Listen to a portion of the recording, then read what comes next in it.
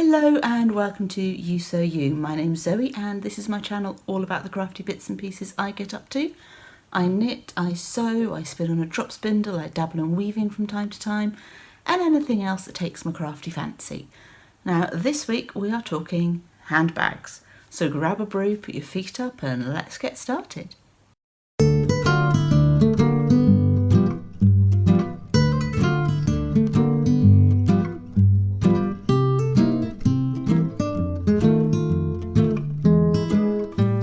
Welcome back to any returning viewers and to any new viewers, a very warm welcome to you. Now, it's a grey and gloomy day outside, so I've got the room lights on, so weird shadows are happening, but we're not going to worry about that too much.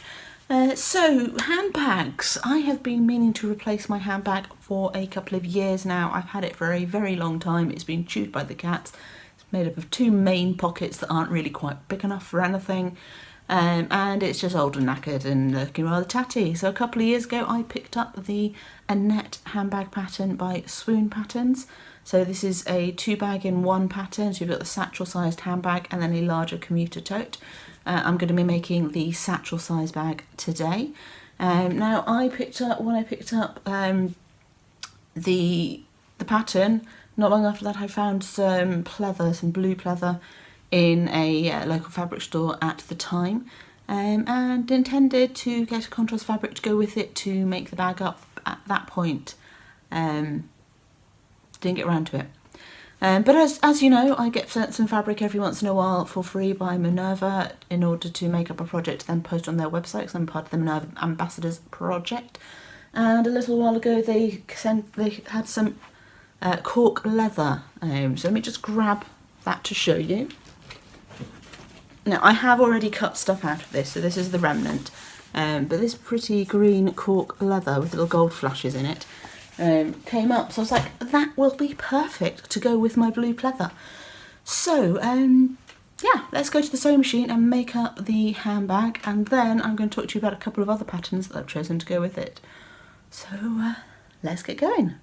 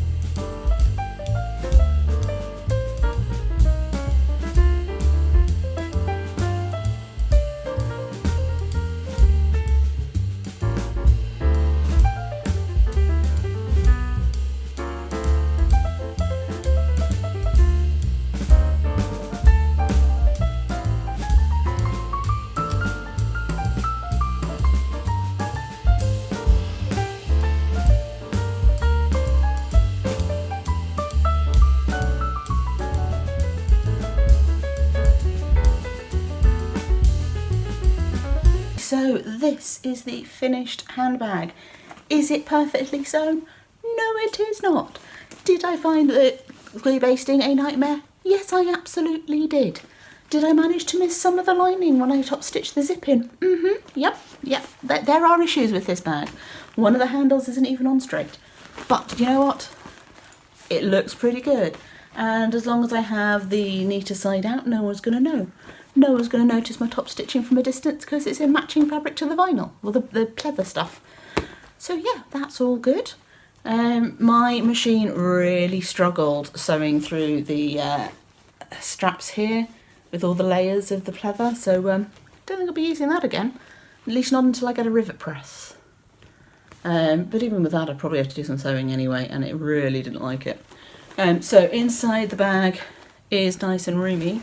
These pockets here are not part of the Annette pattern. These are the Pocket A supplement by Chris W Designs. It's like $2 Australian. And Sean on Conditioned Behaviour recommended putting them in all your bags.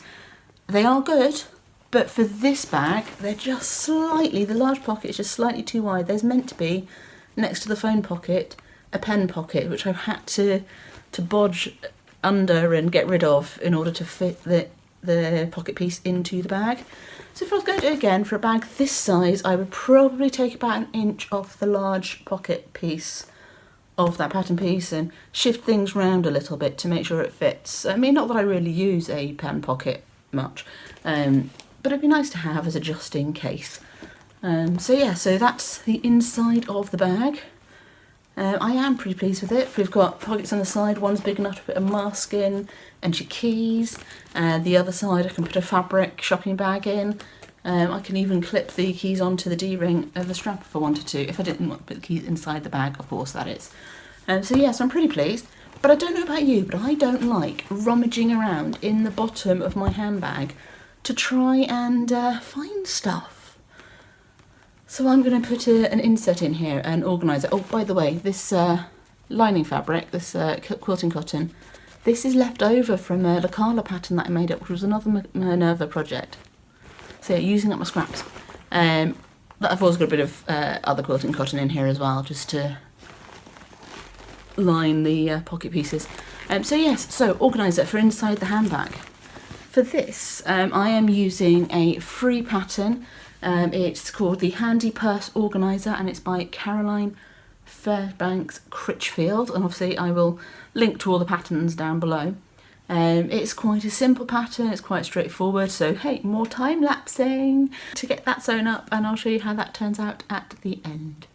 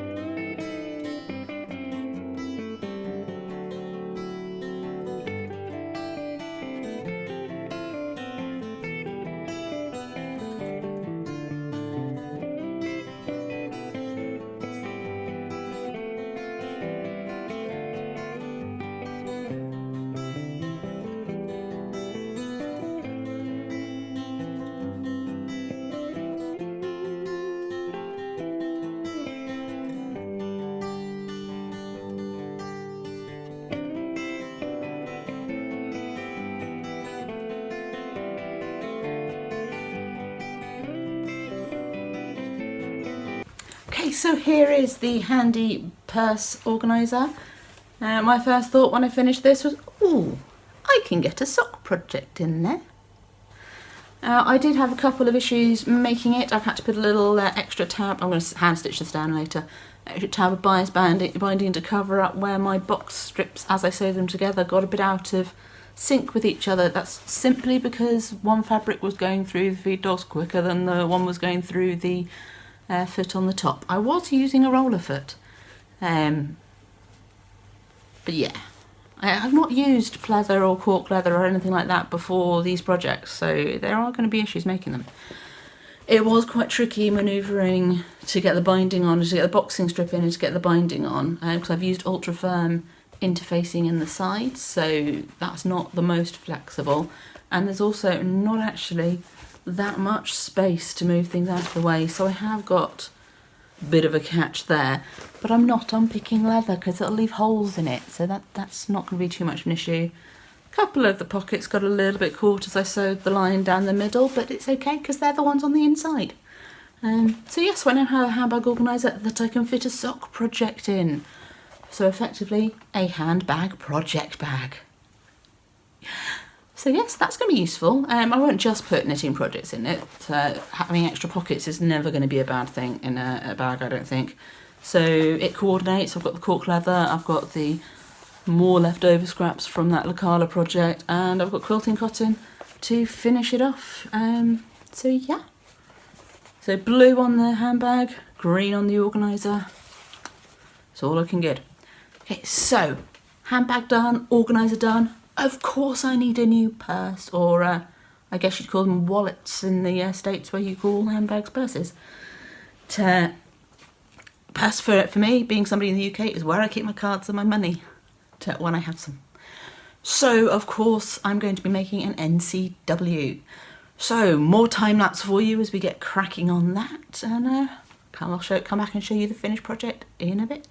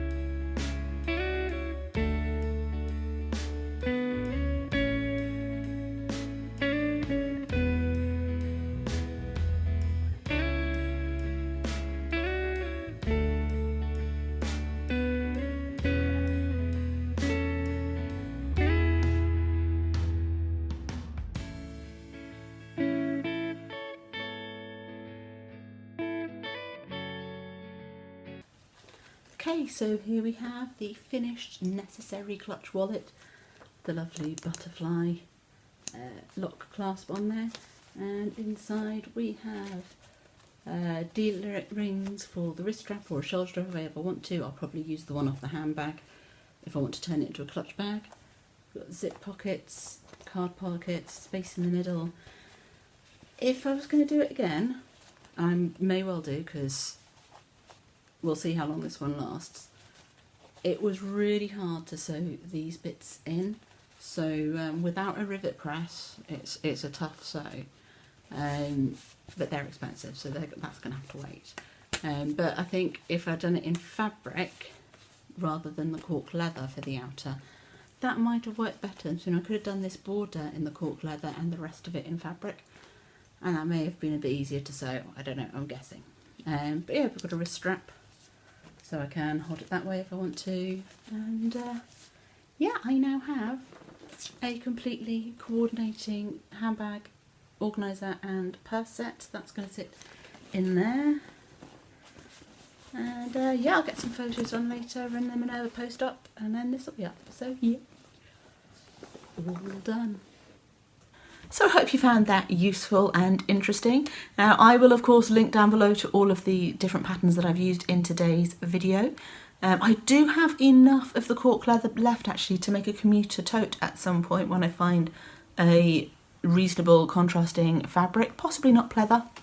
Or if it is pleather, I'll be doing the double-sided straps where you have fabric on one side and the pleather on the other, so they're a bit thinner, because my machine might not argue quite so much with that.